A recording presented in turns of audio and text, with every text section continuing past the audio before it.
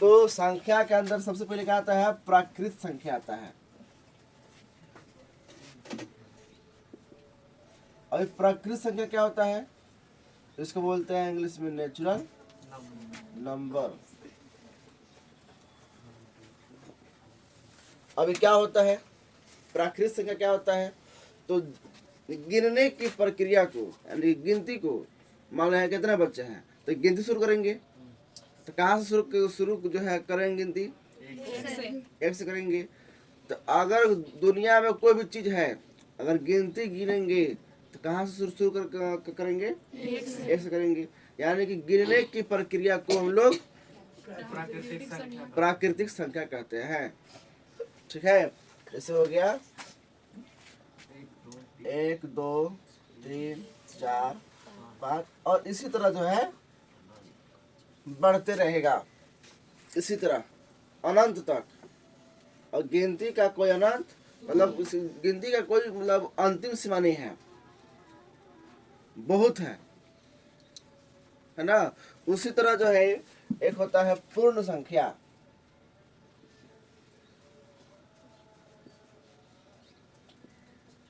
इसको बोलते हैं इंग्लिश में होल नंबर। अभी क्या होता है होल नंबर? तो प्राकृतिक संख्या में 0 जुड़ जाता है, ठीक है, उसे कहते हैं पूर्ण संख्या, होल नंबर। जैसे 1 हो गया, 2 3 4 5, और इसी तरह जो है अनंत तक बढ़ता रहा। तो इसको कहते हैं पूर्ण संख्या। क्या कहते हैं? नहीं, अभी तक ये पूर्ण संख्या नहीं हुआ है। ये अभी तक जो है ये प्राकृत संख्या है, 1 2 3 4 5 और डॉट डॉट डॉट अनंत तक। और इसके पहले इसमें जो है 0 जुड़ जाएगा, अब हो गया पूर्ण संख्या। यानी कि प्राकृतिक संख्या में 0 जुड़ जाता है, उसे हम लोग कहते हैं पूर्ण संख्या। अब यहाँ से 3-4 टाइप का निकलता है क्वेश्चन, ठीक है। पहला, सबसे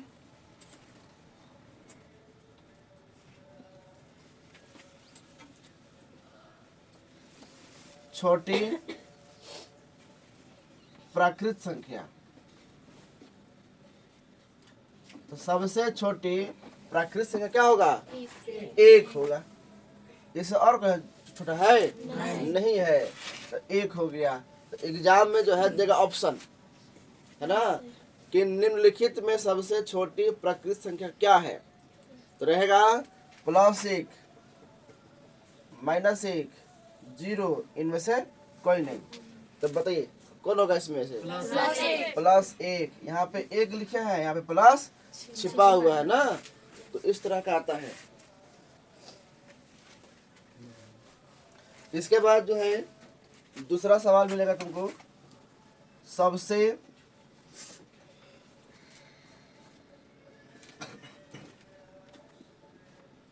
छोटी पूर्ण संख्या। 0। तो क्या हो जाएगा? 0। सबसे छोटी पूर्ण संख्या क्या होगा? 0, है ना, स्मॉलेस्ट होल नंबर। इसके बाद आएगा कि प्राकृत संख्या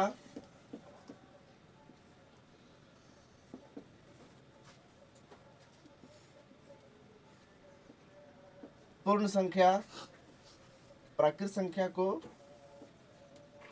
प्राकृत संख्या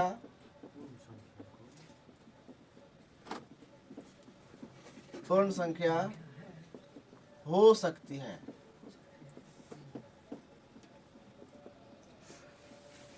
प्राकृत संख्या पूर्ण संख्या हो सकती है। हो सकती है, देखो हो गया। लेकिन पूर्ण संख्या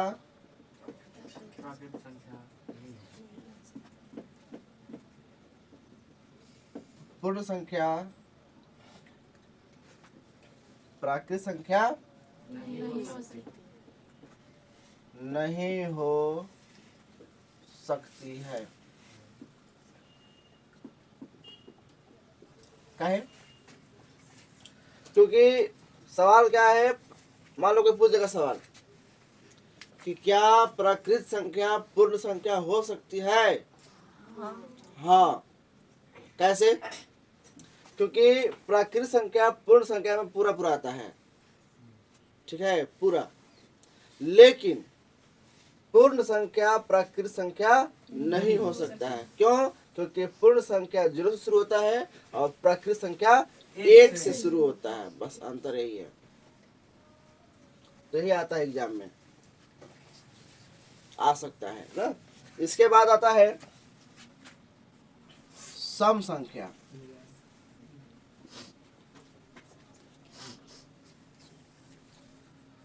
सम संख्या को बोलते हैं इंग्लिश में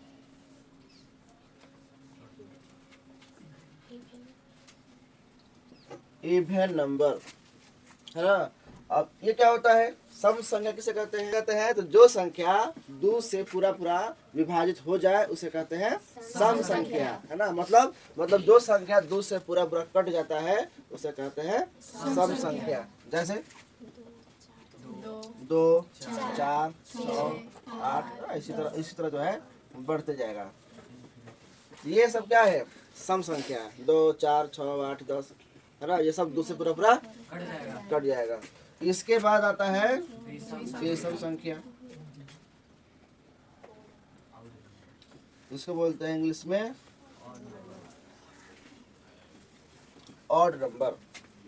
जैसे क्या होता है? विषम संख्या किसे कहते हैं? तो जो संख्या, इसका जस्ट उल्टा, जो संख्या 2 से पूरा पूरा ना कटे, है ना, उसे कहते हैं विषम संख्या। जैसे 1, 3, 5, 7, 9, 11, 13, इसी तरह जो है बढ़ते रहेगा।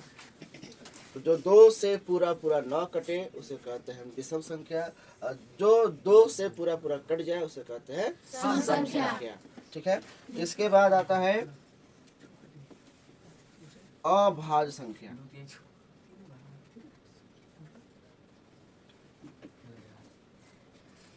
अभाज्य संख्या को बोलते हैं इंग्लिश में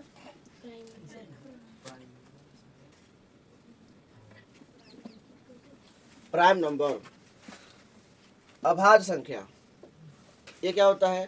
तो जो संख्या 1 से और अपने आप से यानी कि स्वयं से, जो संख्या 1 से और स्वयं से मतलब क्या बोलते हैं विभाजित हो, है ना, उसे कहते हैं अभाज्य संख्या।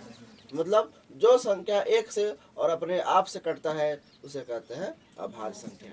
जैसे 2 हो गया, 3, 5, इसके बाद 7, इसके बाद 9 होगा, 9 नहीं होगा ना, 11, इसके बाद 13, इसी तरह जो है बढ़ते रहेगा। जैसे 2 कहाँ से करता है? 1 से और अपने आप से, ये हो गया। फिर मान लो 3, 1 क्या अभाज्य संख्या है? नहीं, 1 अभाज्य संख्या नहीं है, क्योंकि खुद 1 ही से कट रहा है ना, तो ये 1 अभाज्य संख्या है ही नहीं। फिर 2 अभाज्य संख्या है। 3 क्या है?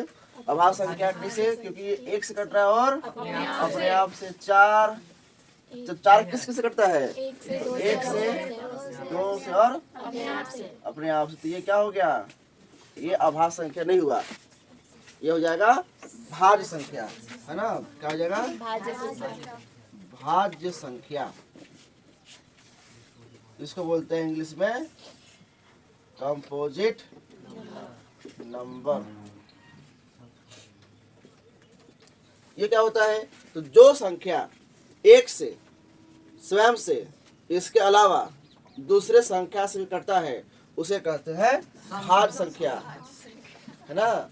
जो संख्या 1 से, स्वयं से यानी कि खुद से, और इसके अलावा दूसरे संख्या से भी कटता है उसे कहते हैं भाज्य संख्या यानी कि कंपोजिट नंबर।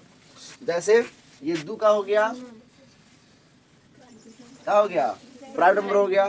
3 का हो जाएगा प्राइम नंबर, और 4 का हो जाएगा तुम्हारा कंपोजिट नंबर हो जाएगा। ठीक है। 5 का कहाँ से कटेगा? तो 1 से कटेगा और अपने आप से, क्या हो गया? प्राइम नंबर हो गया, अभाज्य संख्या हो गया। ठीक है। अब 6 का कहाँ से कटेगा जी? 1 से, 2 से, 3 से और अपने आप से। ये क्या हो गया? Composite number. कंपोजिट नंबर यानी कि भाज्य संख्या हो गया। इसके बाद 7 का से कटेगा? 1 से और अपने आप से, ये क्या हो जाएगा? Prime number. ये हो गया अभाज्य संख्या। फिर है 8 का से कटेगा? 1 से, 2 से, 4 से और अपने आप से, यानी कि 8 से ना जी। तो ये क्या हो जाएगा? भाज्य संख्या। ये हो जाएगा भाज्य संख्या यानी कि कंपोजिट नंबर। अब मान लीजिए 9 का से कटेगा? तो 1 से, 3 से और अपने आप से, तो क्या हो जाएगा? कंपोजिट नंबर है ना। फिर 10 का से कटेगा? 1 से, 2 से, 4 से और तो ये हो जाएगा, कंपोजिट नंबर। ये भी हो जाएगा कंपोजिट नंबर। 11 का से कटेगा? 1 से और अपने आप से, ये हो जाएगा प्राइम नंबर। और 12 का से कटेगा जी? 1 से, 2 से, 3 से, 4 से, 6 से और इतना से कट रहा है, तो क्या हो जाएगा? Composite number. Composite number. ठीक है, ये जो है भाज्य संख्या हुआ और अभाज्य संख्या हो गया। ठीक है, इसका जो है शुरू कहाँ से होगा? भाज्य संख्या ना जी। भाज्य संख्या शुरू कहाँ से होगा? 2 से, 3 से, 4 से, 4 से जी। इसके बाद 6, इसके बाद 8, इसके बाद 10 और 9 नहीं होगा जी, 9 नहीं होगा। ठीक है, इसके बाद 10, इसके बाद 12, इसके बाद 14 और इसके बाद 15 नहीं होगा। 15 नहीं होगा जी। 1 से कटेगा, 3 से, 5 से और अपने आप से। ठीक है, उसे कहते हैं भाज्य संख्या। अब यहाँ से भी सवाल निकलता है, एग्जाम में आता है क्लास 8 और 9 दोनों का। ऐसा भी नॉर्मली जो है इस एग्जाम में जब होता है ना, उस पे भी पूछता है। क्या पूछेगा? पहला सवाल पूछेगा सबसे छोटी भाज्य संख्या, है ना। सबसे छोटी भाज्य संख्या क्या होगा? 4 होगा। फिर दूसरा सवाल पूछेगा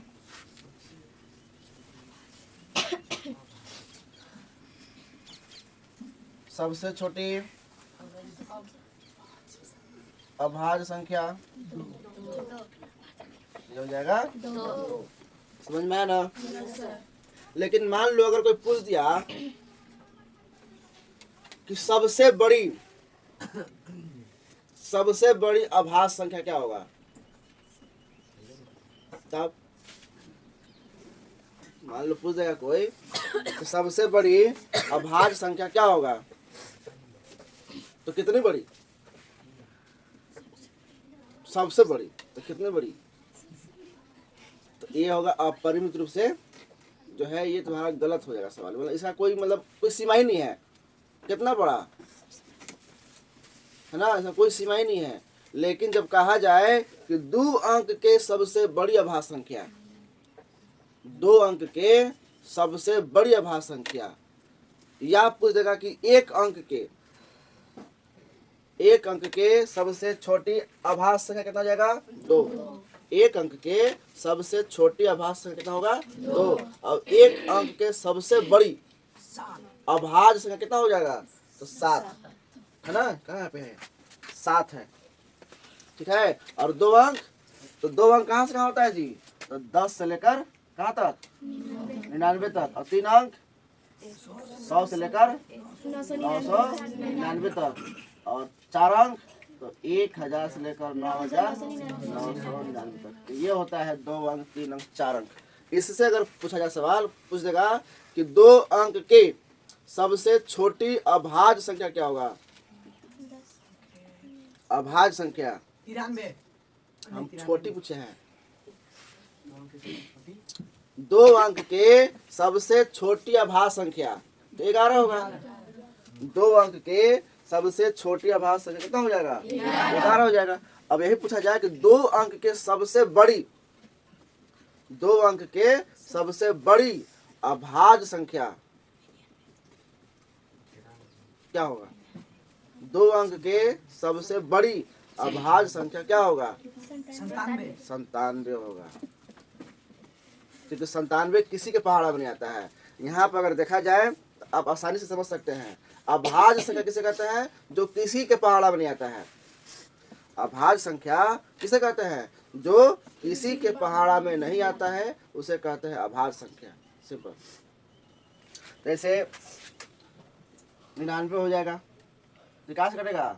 3 से कटेगा, 33 से कट जाएगा ना जी, और फिर 11 से भी कटेगा, और फिर 9 से कटेगा, और फिर अपने आप से कटेगा। और कुछ कटेगा? तो यह हो जाएगा क्या? Composite number. भाज्य संख्या, कंपोजिट नंबर। उसी तरह 98 भी कटेगा, है ना? कहाँ से कटेगा? तो 2 से, फिर 4 से कटेगा ना जी, फिर कहाँ से कटेगा? 7 से कट जाएगा, ठीक है। फिर 14 से, और फिर 49 से कटेगा, और फिर अपने आप से कटेगा। तो ये भी क्या हो जाएगा? Composite number. अब 97 कहाँ से कटेगा? तो 97 किसी के पहाड़ा में आता ही नहीं है। तो यह हो जाएगा 2 अंक के सबसे बड़ी अभाज्य संख्या। समझ में आ गया? इसमें जो है